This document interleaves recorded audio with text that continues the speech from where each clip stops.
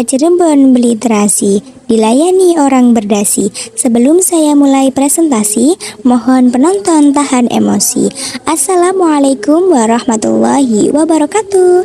Perkenalkan, nama aku Karisma Alvin Zakia dengan NIM 232101010080. Di sini aku akan menjelaskan tentang apa sih teori behaviorisme itu. Jadi, simak penjelasan dari aku ya guys. Berikut ini. Oke, let's go.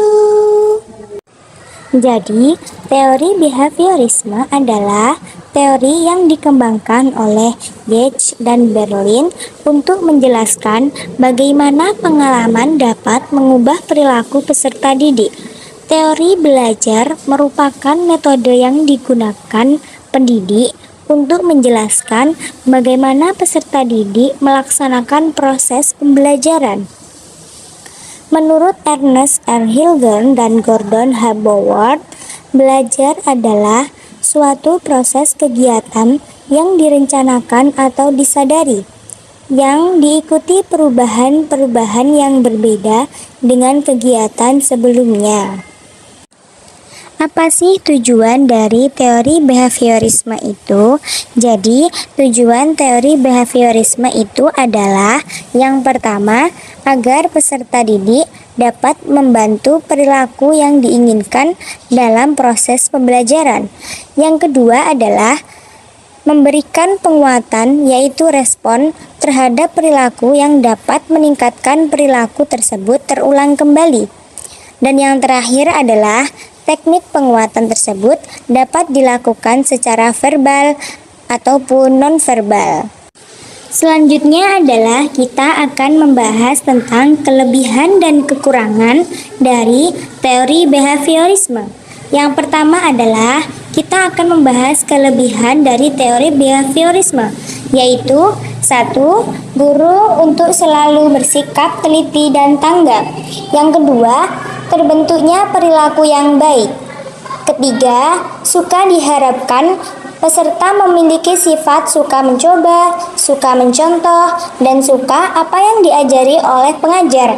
Dan yang keempat adalah ketika peserta didik belum mengalami peningkatan, maka langkah selanjutnya adalah diberikan stimulus atau motivasi-motivasi kepada peserta didik.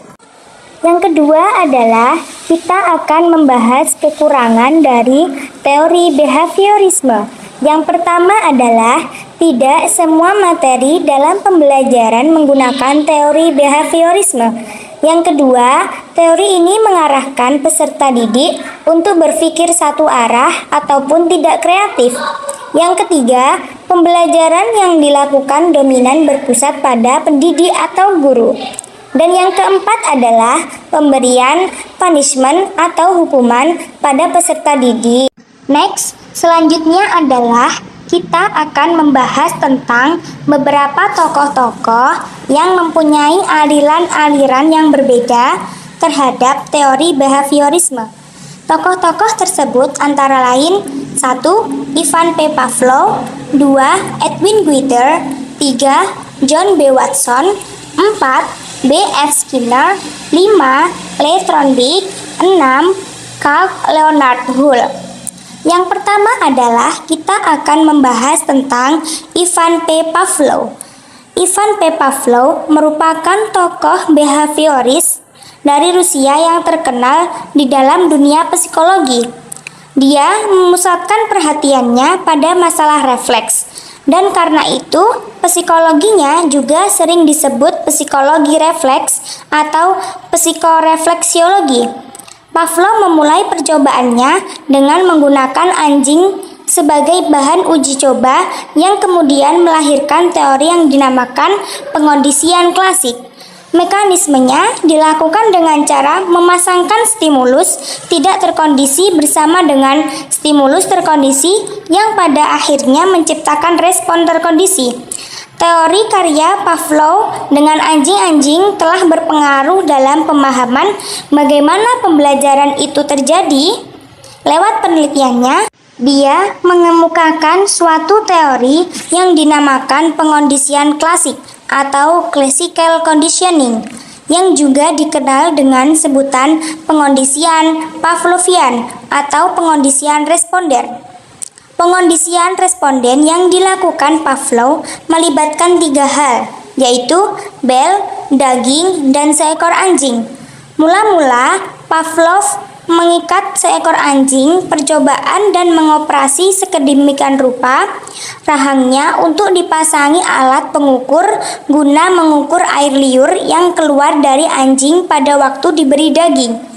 Pada waktu daging disajikan kepada anjing itu, air liurnya keluar dan ditampung, kemudian diukur banyaknya.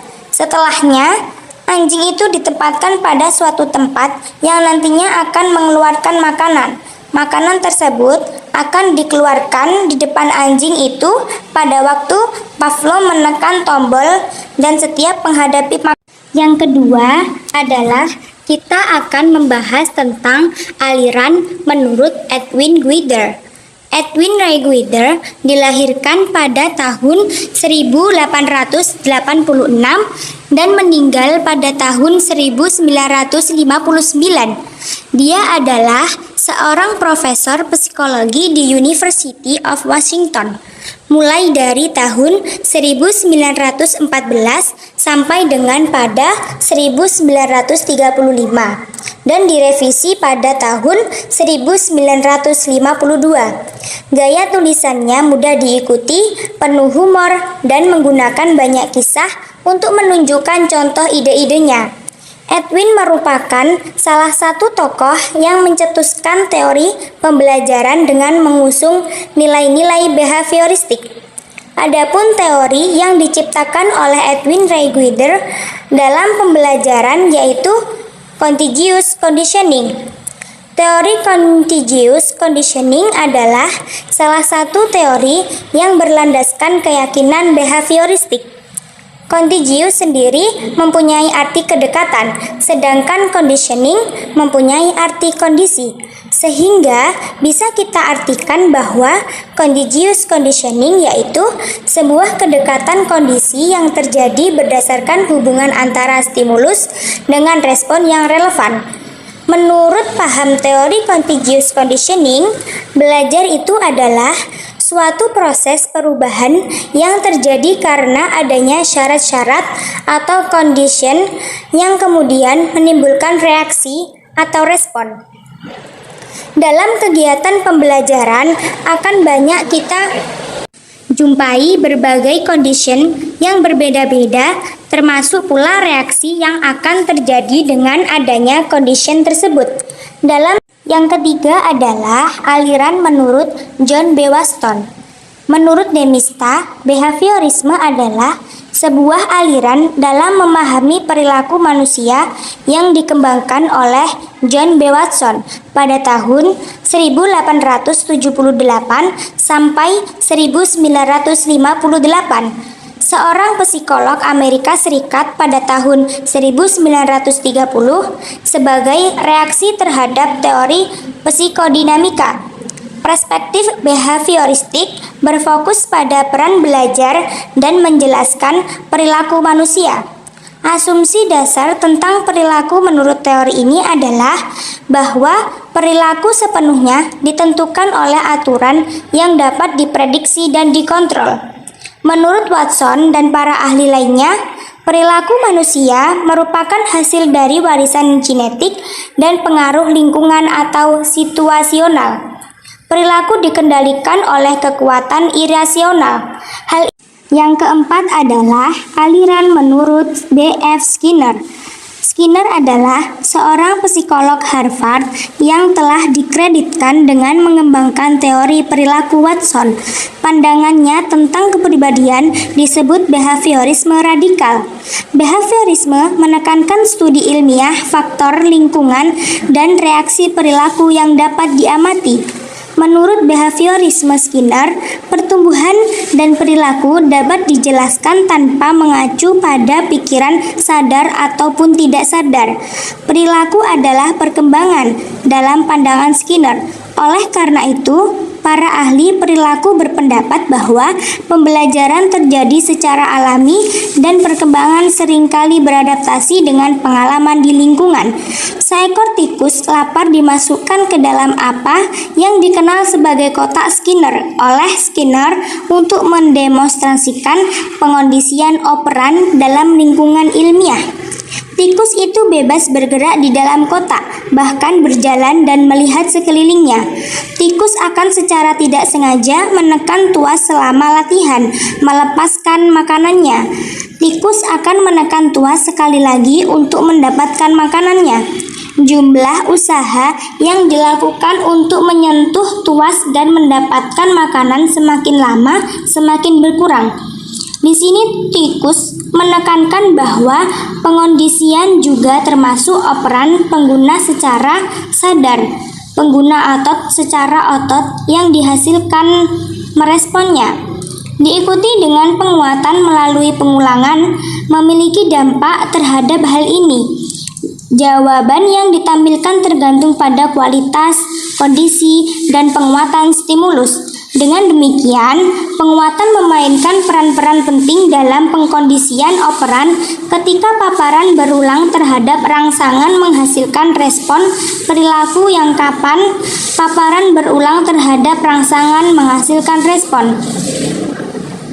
Teori tentang Skinner, pembelajaran berjalan lebih baik dibandingkan. Yang kelima adalah aliran menurut Lee Thorndike. Edward Lee Thorndike adalah seorang psikologi Amerika Serikat yang lahir pada tanggal 31 Agustus 1874. Menurut Thorndike, belajar adalah interaksi antara stimulus yang dapat berupa pikiran, perasaan, atau gerakan.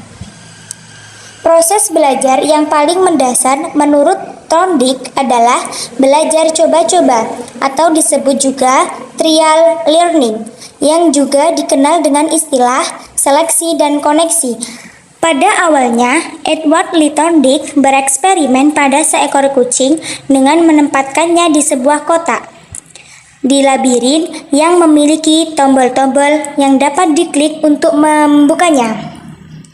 Daging kemudian ditempatkan di posisi luar kandang, kucing berada di dalam kandang, kemudian bergerak mencoba di posisi luar kandang.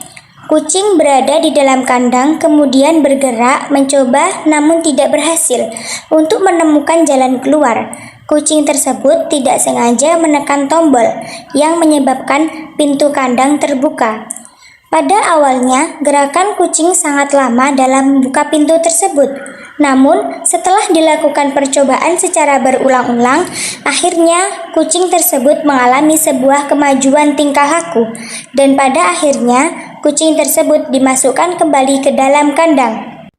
Dan yang keenam adalah aliran menurut Carl Leonard Hull. Setelah menerima gelar doktor dari Universitas Wisconsin pada tahun 1918, Carl Leonard Hull melanjutkan pendidikannya di Yale, di mana ia mengajar dari tahun 1916 hingga 1929 sebelum meninggal dunia. Hull adalah orang pertama yang mengeksplorasi dan menjelaskan pembelajaran dengan menggunakan teori yang baik, sedangkan Ebbinghaus adalah orang pertama yang meneliti pembelajaran melalui eksperimen. Ide Hull pertama kali diusulkan pada tahun 1943 dan kemudian dikembangkan dalam sebuah buku berjudul A Behavior System.